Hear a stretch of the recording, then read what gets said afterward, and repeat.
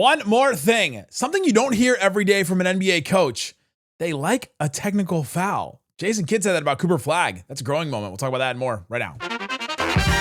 Welcome. You're still locked on to the Dallas Mavericks, your team every day. My name is Nick Angstadt, media member covering the Mavs for over 10 years. Today's episode brought to you by FanDuel. FanDuel is giving you a way to turn that energy into even bigger potential wins with the college basketball parlay profit boost. Head to FanDuel.com to get started. That's FanDuel.com. Play your game. It's one more thing, and I want to talk about Cooper Flagg and his technical foul because Jason Kidd had a fascinating quote about it. And then I want to talk about how the Mavs head coach says that they need to try more lineups to end the season. Got to try more things. And I don't know what else he's going to try, but I got a couple ideas. So we'll get into that. Well, let's start here. Cooper Flagg got his first tech against the Toronto Raptors, and it just was kind of, an innocuous play. It's his first tech, so it stands out, obviously, but they were very physical with him, and he was getting frustrated. And this is something that's kind of been building. If this was just a one-off and it was not something that I think was a trend or anything, I probably wouldn't spend so much time talking about it. But I think that it mattered because I think this is something we've seen from Cooper Flagg is he didn't necessarily hit a rookie wall. He had those 3 games where he was not shooting the ball super well. He had the injury where he was out for like 8 games. And maybe that was his wall, but that doesn't even really count as one, like a spot where he's been struggled or been frustrated. He's kind of been in the NBA and he's struggled at certain things, but he's taken to the NBA and has been a star already for the Dallas Mavericks, which has been awesome to see. But he is getting, in these last couple of games, frustrated with the refs, frustrated with the non-calls, frustrated with the amount of physicality he's having to take as a player that drives, creates contact himself, gets to the lane, can do a lot of things. A big player that's 6'9", 6'10", that can finish around the rim, that can drive like that can dribble like he can, that could dribble in traffic like he can against some really good defenders. That's a guy that can do a lot of things. Those are guys that just don't come around every day. And the ones that actually get downhill and drive usually get to the free throw line a lot.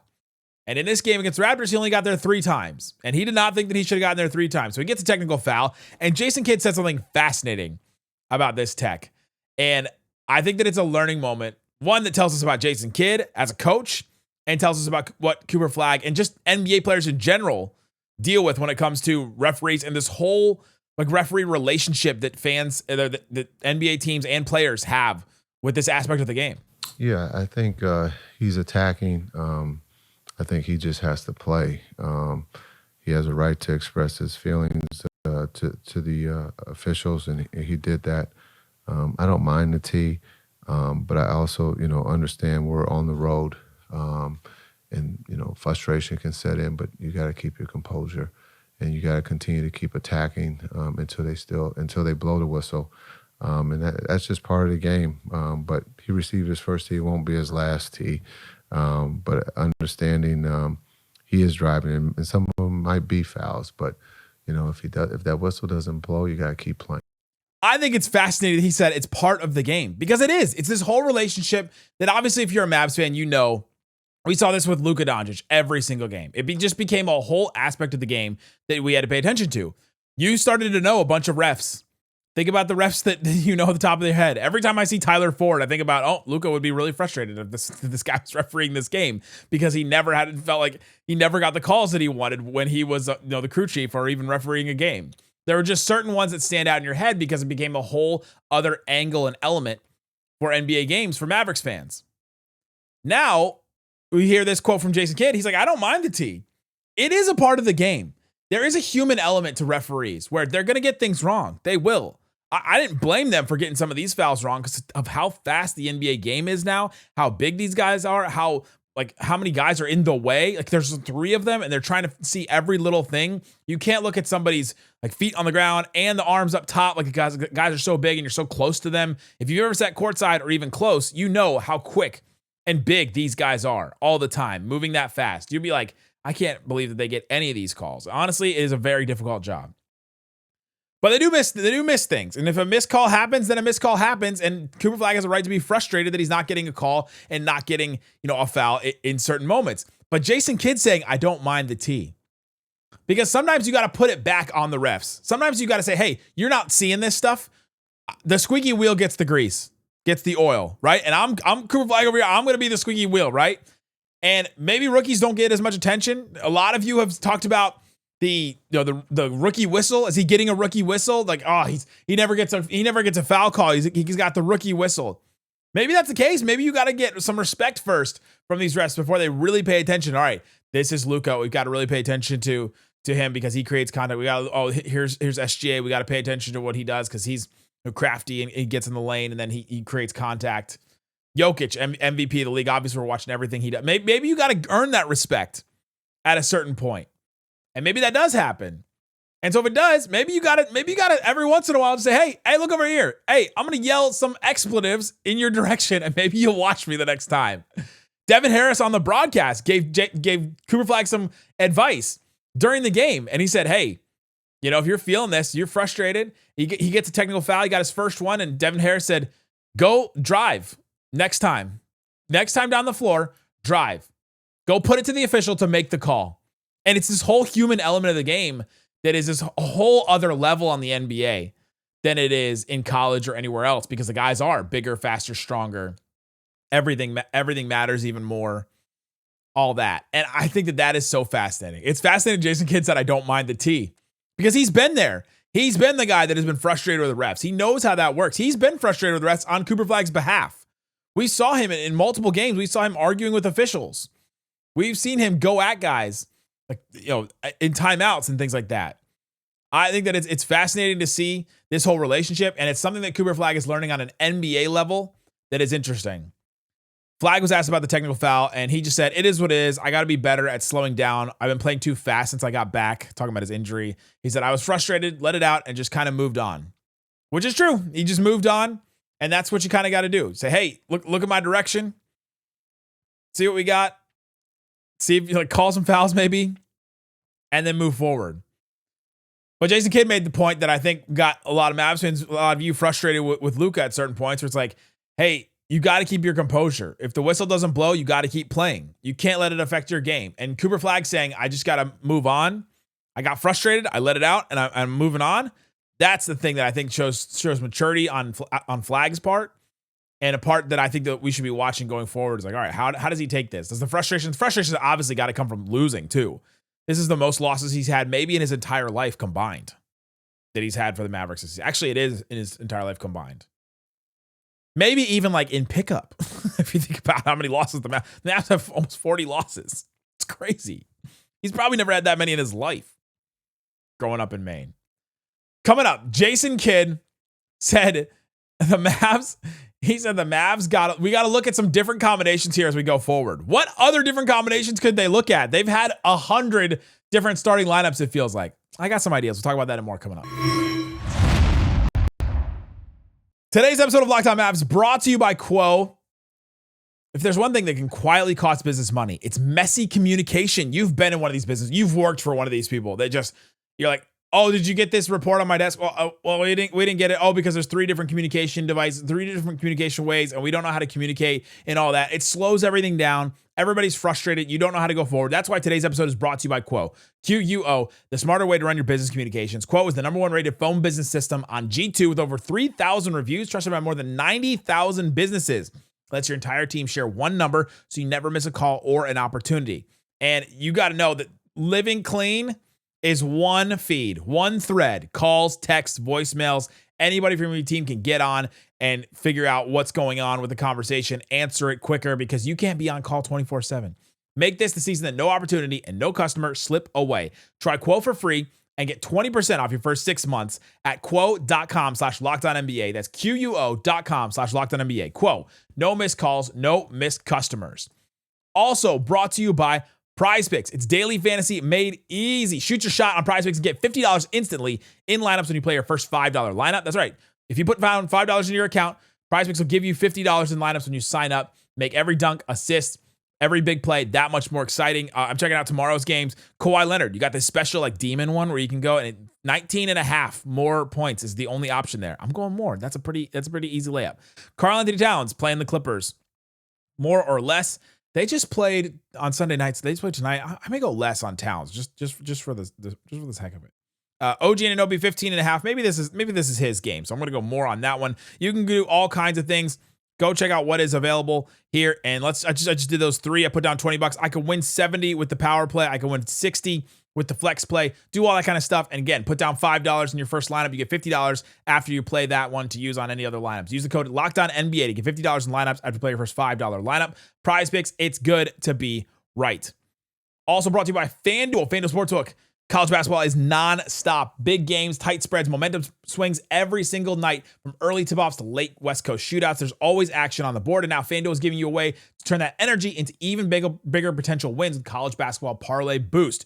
You can build any college hoops parlay you want, rivalry games, ranked match, whatever you want, whatever piques your interest. Right now, the Final Four odds, Michigan, -170 to make the Final Four. Duke, Cam Boozer, guy we're definitely keeping our eye on, -160. Arizona, -105. Florida +125. Duke, three teams, Michigan, Duke, and Arizona, all like bad odds to make the Final Four. Like all, that's interesting. All three of them. Houston with Kingston Flemings will be watching +180. Who else is on here? Illinois with Vogler +340. All interesting ones you can go check out. And so go safe, go bold, ride with the team you've been following all season. It's your parlay, your style now with more upside behind it. Head to FanDuel.com to get started. That's FanDuel.com. FanDuel, play your game. Shut it down! Let's go home! It's one more thing. We're talking about Cooper Flagg's tech. His first one. That's it. There'll never be another first. And Jason Kidd also had an interesting comment after the Toronto Raptors game, and he was asked about, hey, what do you look at the rest of the season? Like, what do you think about the guys that were out there? He said, we got to look at some different combinations here as we go forward. Maybe looking at that starting group. Maybe it's different combinations there in the first quarter. We'll look at that as we go to Atlanta. We didn't shoot the ball well, nor did we take care of the ball. It's hard to win in this league if you don't do those things well. The first part is what I want to look at because the Mavs have had so many starting lineups this season. So many different ones. They've played a bunch of different starting fives. They've had a bunch of different guys suit up. Obviously, they've had a major trade in the middle of the season. It's kind of hard to imagine, all right, what other lineups do the Mavs have to even check out? And it is easy to forget that Middleton is still relatively new. Bagley's still relatively new. These guys haven't played very, very often. And the Mavs have decisions to make on both of those guys. They're both going to be free agents this summer. And so I think Flagg playing with either of those guys is an interesting one. So we'll talk about those here in a second. But what is left for the Mavericks? Well, they have two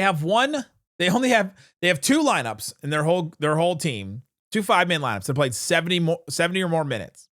That's, the PJ Washington, Daniel Gafford, Brandon Williams, Max Christie, Cooper Flagg lineup. So a traditional type lineup. I think they started some games.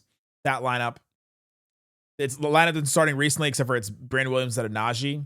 And then the lineup that started a bunch of games in a row with Ryan Nembhard, Cooper Flagg, Max Christie, Naji Marshall, and Anthony Davis. Those are the only ones that played 70 or more minutes. 27 teams have played a lineup with 100 or more minutes. The only 3 other teams that haven't, Cleveland, Indiana, Washington. And Cleveland had a major trade and injuries. They had one lineup that played 89 minutes. Washington has had major trades and and injuries and things. Indiana has had injuries and all that kind of stuff. Obviously, Dallas has had injuries and trades too, so it makes sense. But the Mavs have played a bunch of different guys together. It's kind of hard to imagine, especially if you have watched all these games like we have. You're like, there's no other lineups to try. What else is there? All right, well, Cooper Flagg and Dereck Lively played 84 minutes together. And I bring that up because Cooper Flagg and Khris Middleton have only played 54 minutes together. I believe this is before this Toronto game. But still, that's not going to go up that much. Cooper Flagg and Bagley have only played 38 minutes together. So if you want to see, number one, the Cooper Flagg, Khris Middleton, if there's some synergy there between those guys, if Khris Middleton's some guy you want to invest in going forward, no matter how much it is, if that's a guy you want to help, or if it's somebody that you think, hey, he could actually help Cooper Flagg because he's a wing that has won an NBA championship before. He's a vet in the league. He's a guy that can get his own shot, crafty, something that Cooper Flagg can learn from. Then that's somebody you want on the floor with him for the rest of the season and to try some more and to play more minutes than he played with Lively. Lively only played 7 games. So I think that's a duo in any kind of combination that you would want to put out there a little more. The other one I think is Flagg and Bagley and it's not just because of Marvin Bagley, who the player, and I think the Mavs may invest in him. And I don't think it's because of that. Think about Cooper Flagg and the types of players we've seen him play with so far. We have not really seen him play with this pick and roll type center that can actually step out for a second and take a shot. He doesn't take the three that often, but a really good rebounding pick and roll center that's springy like that. That's something the Mavs may want to see a little bit more to be able to see, all right, what kinds of players does Cooper Flagg work well with? What types of centers does he work well with? Because I think that's something they're going to have to figure out going forward. Because I think in this draft, they're either going to get a wing or a guard. Got Kyrie already. Most of your other major players, Max Christie, PJ Washington, are all wings or guards. Mostly all wings. Oops, all wings. Wing stop. No more wings. And Daniel Gafford, I guess, is one that going forward. And we've seen how he's played with Gafford. But I think that's an interesting one where you're like, all right, well, let's see how he plays with a different kind of big than Gafford. Just a little different. Because he's only played 38 minutes with Marvin Bagley. Again, he played 84 minutes with Lively. There's such a small sample size with these guys. Last thing I want to talk about is the Mavs' most used two-man lineup, like the guys that have played together the most, are Cooper Flagg and Max Christie. They've played 1,126 minutes together. Compare that to Lively's 84. 1,126 minutes. Those guys are minus 143. They've gotten outscored 143 points total when they're on the floor. And I'm not saying that's because they're a terrible lineup. There's 96 two-man lineups that have played at least 1,000 minutes in the NBA. Only 8 of them are minus 100 or less. Here are the bottom ones. And all of them are on bad teams, obviously. You're looking at all these. It's Brooklyn, it's Indiana, it's the Pelicans, it's the Kings. But I noticed this and I was like, man, how bad it could get. It could get so much worse. Not with Cooper Flagg, obviously, but man, the second worst one, Michael Porter Jr. and Nick Claxton on the Nets. Played over 1,000 minutes together. And when they're on the court, the Nets have been outscored by 221 points. Minus 221. The worst lineup in the NBA. The worst lineup in the NBA. The worst two-man lineup. They've played at least 1,000 minutes together. Team just keeps throwing these guys out there. Just like, go for it. Like, yeah, whatever. Keep going, guys. It's Russell Westbrook and DeMar DeRozan. They've played over 1,000 minutes together, and they are minus 375. They've gotten outscored by almost 400 points in 1,000 minutes.